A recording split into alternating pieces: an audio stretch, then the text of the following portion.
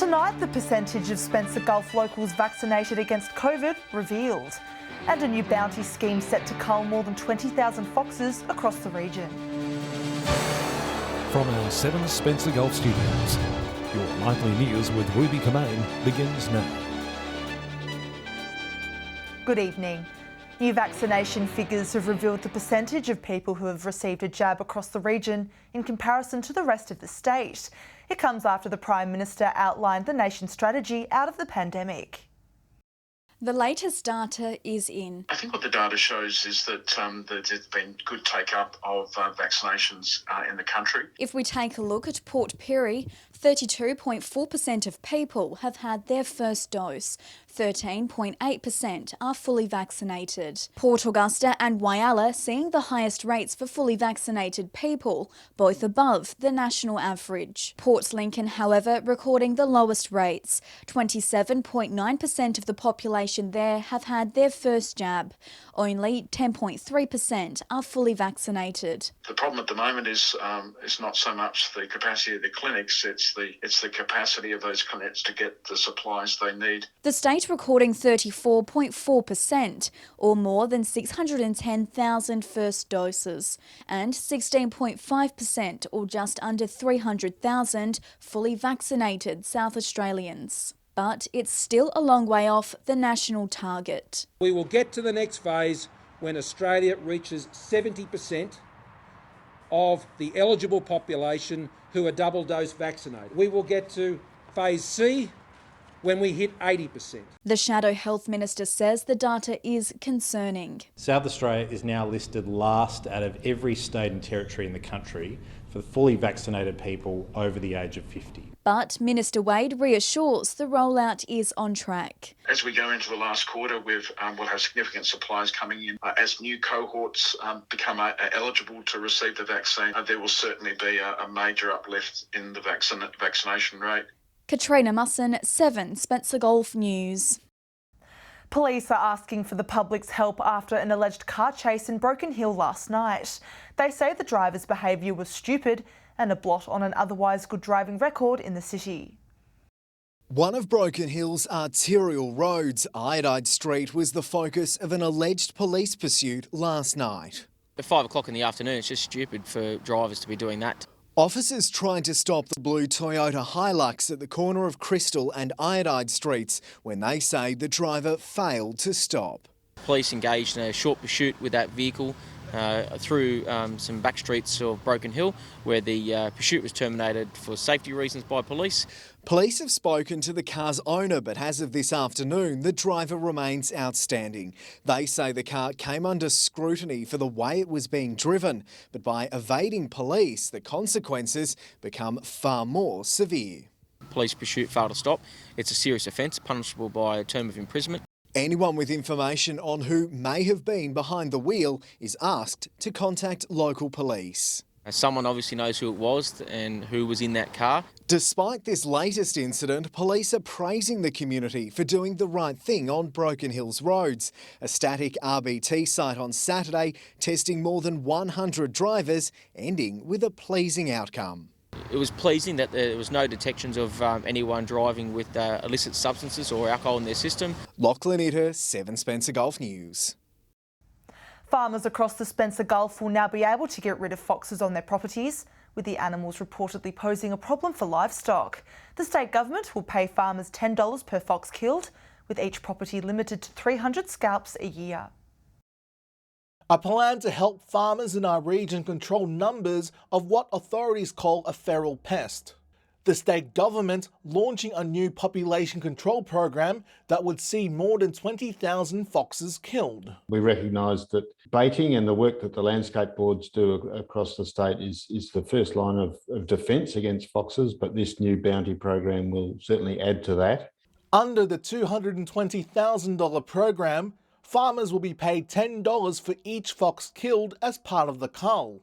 Properties are limited to 100 scalps a day and 300 scalps a year.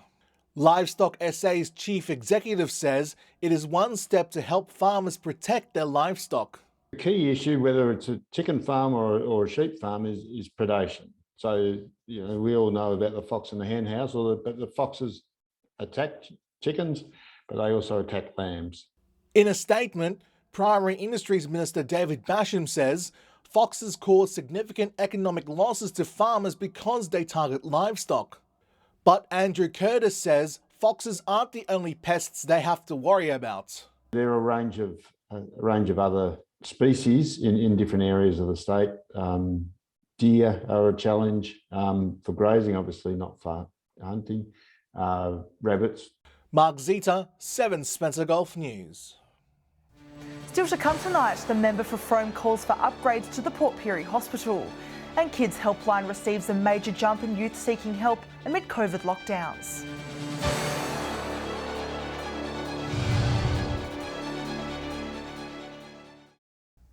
Welcome back. The member for Frome is calling for essential repairs and upgrades at the Port Pirie Hospital, seeking documents outlining the building's condition. Jeff Brock says while there are currently no dangers to the public or staff, it's important to look at the long-term picture. After more than 50 years, it's time for an upgrade. I've got reports, and I've been working on this for the last 18 months, 2 years, reports of certain parts of the building in there that has been, there are some subsiding of the walls, etc. The member for Frome submitting Freedom of Information applications, seeking access to reports relating to the condition of the Accident and Emergency Department, X-ray Department and kitchen areas at the Port Pirie Hospital. Once I get those reports, and then I'll be able to ascertain exactly how far this, what damage is done inside there, and I'll be asking for either a new hospital here to be built on perhaps around the other side where the Allied Health building is, or to have major structural remediation done inside the building itself. In a statement, the York and Northern Local Health Network says in the last 3 years, the Port Pirie Hospital has received nearly $4 million worth of upgrades, undergoing infrastructure, maintenance and repair work through the Regional Asset Sustainment Program. Also saying the upgrades have included improvements to the hospital's electrical system, nurse call system, air conditioning system, construction for a new call room and a brand new backup power generator. Mr Brock says while the repairs are essential for the future of the hospital, upgrades will help attract more health professionals and residents to the city. This facility here has done a terrific job over the many years, but we need to look at the future. Katrina Musson, 7 Spencer Gulf News. For some families across the Spencer Gulf, the pandemic has brought extra stress and uncertainty on household budgets. A new survey from the Smith family showing many Australians are becoming more concerned about an increase in the poverty gap. It's a picture of how some families in the Spencer Gulf are doing it tough. New data from the Smith family showing 2/3 of Australians surveyed are concerned about the increasing poverty gap. Their financial situation had worsened since the start of the pandemic.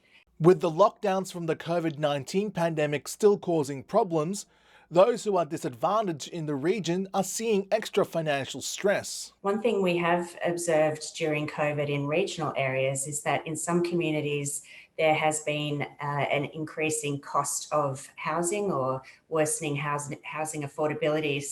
In addition, many survey respondents were concerned they won't be able to afford their children's education.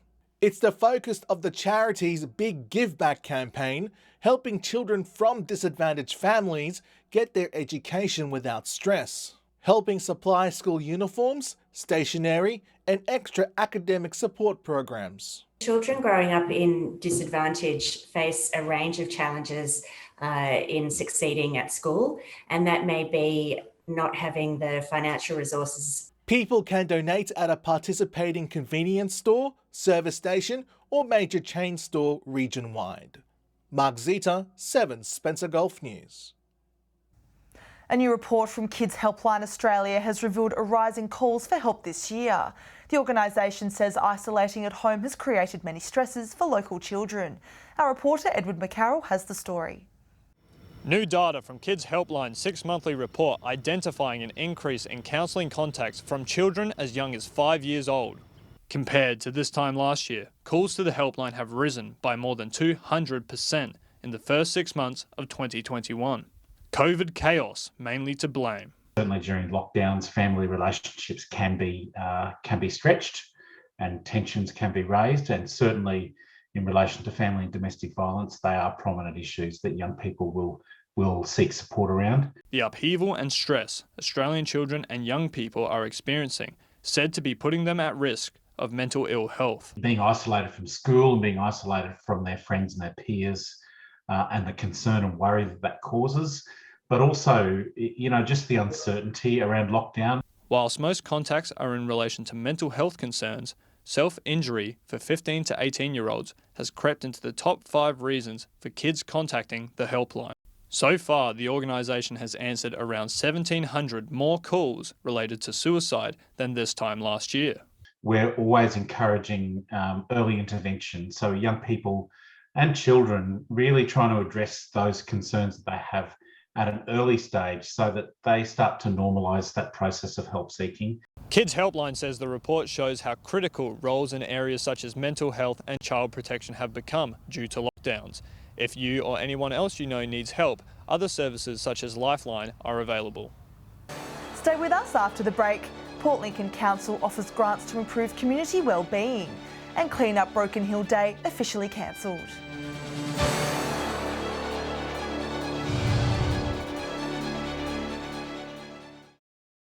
Hello again. Community wellbeing is at the forefront for the Port Lincoln City Council, identifying a need to support locals. The council offering community organisations the opportunity to apply for grant funding to help deliver programs. A boost to the well-being of the Port Lincoln community. Council providing financial support for well-being programs throughout the region. So we recognise that these programs and projects do provide those significant social inclusion as well as community resilience and capacity building outcomes for the community. Council has put together a 2-year funding arrangement under the Livable and Active Communities program, giving local community organisations who deliver vital wellbeing programs to the community an opportunity for funding. Major wellbeing projects is up to a $10,000 limit, but for smaller programs there's a $5,000 limit within this particular category. The past 18 months has seen an increase in outreach from the community towards mental health programs. Last week's lockdown was no different. Community wellbeing and supporting programs and projects that do enhance that community wellbeing is more important now than ever. Applications are now open and will run until September 10. We're really looking forward to seeing what applications come in and seeing how we can best support our community throughout these times. For more information about the Council's Community Grant Funding Program, head to Council's website. Dylan Smith, 7 Spencer Gulf News. Disposal fees at Whalers Transfer Station will change from next Sunday due to the state government's EPA levy. The levy is a mandated contribution for each tonne of waste disposed at depots statewide. From Sunday, sedans will be charged $28.20 and a ute with a small 6x4 load charged $69. There will be no changes to curbside collection. More details are on Council's website. This weekend's Clean Up Broken Hill Day is the latest event to fall victim to COVID restrictions. The idea was to tidy up main roads leading into the city ahead of the Monday Bash, which itself has been postponed. The Tidy Towns team says a new event will be held in the future, but locals are still invited to help tidy up the town's cemetery on August 21. Quorn residents daring to face the cold winter nights this month will be rewarded with new stunning visuals. The Quorn Silo Light Show incorporating a new collection of content into the display. A splash of new colour set to rejuvenate Quorn silos once again. This month, new artwork will feature part of Quorn Silo Light Show. Titled Rush of Steam, narrated by Pitchy Ritchie volunteer Jeremy Brown. For me, it's absolutely fantastic. It's defining our main street. The projection features a compilation of images from around Quorn produced by Ian Hamig, nature wildlife photos taken by Anne Kane, and various paintings in memory of former resident Karina Turner. Graham Ash's private collection of photos from 1890 to 1920 also displayed in a showcase titled Historic Quorn. The kids are also having a go, with art produced by young artists from Quorn Kindergarten being projected. Each piece that is on display is actually a child's artwork here, a preschool child, and it's a page in a book about animals that lay eggs. The new silo art will be visible from 6:30 p.m. throughout the month of August. It's quite exciting, really, for the children. I'm sure we're all going to be a bit excited to go see it. Edward McCarroll, 7 Spencer Golf News. Stay with us after the break. Lachlan Itter will share all the latest prices at the petrol pump, and Alex Sykes will join us with the weather details.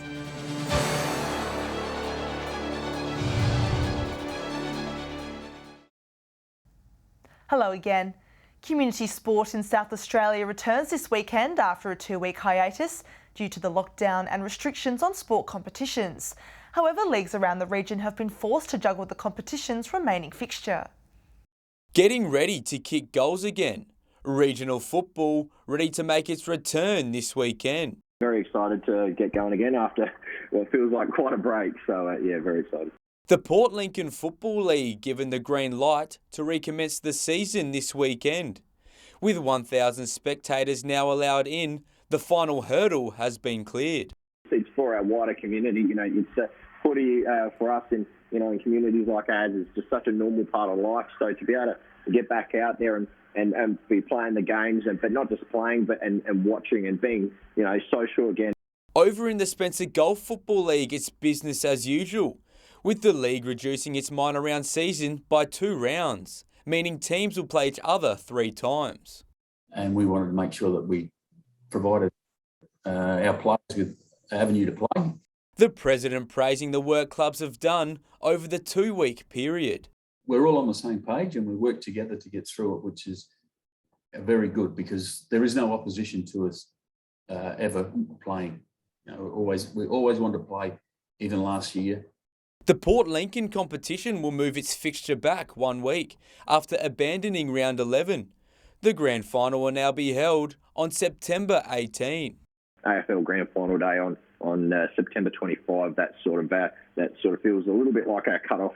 Dylan Smith, 7 Spencer Golf News.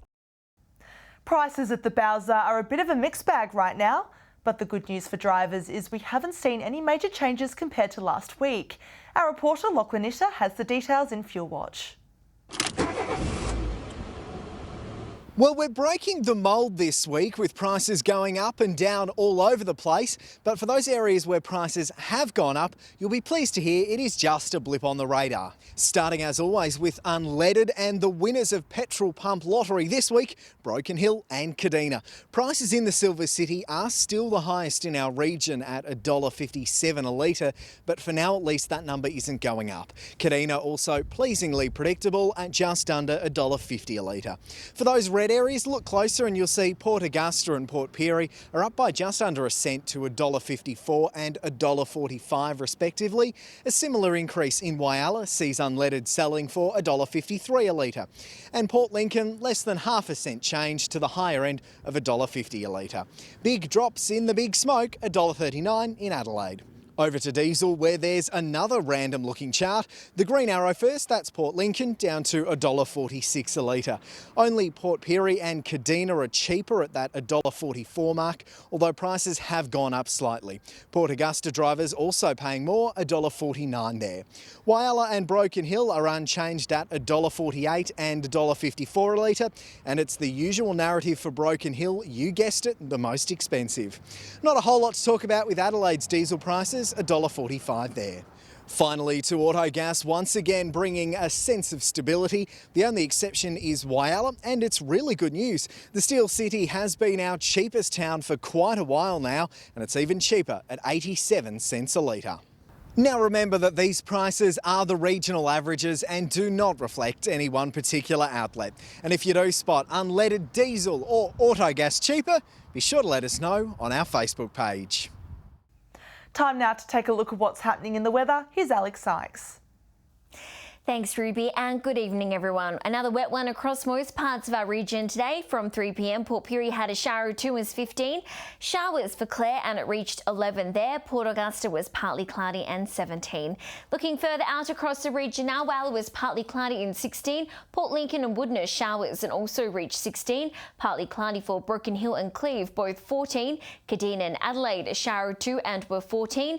Cooper Pedy was partly cloudy and 17 degrees. Taking a look at the satellite image now, speckled cloud moving over southern and South Australia in cold onshore winds is bringing showers scattered in the southeast and parts of west coast. Skies are clear over the northern pastorals under a firm high pressure ridge and cool dry winds.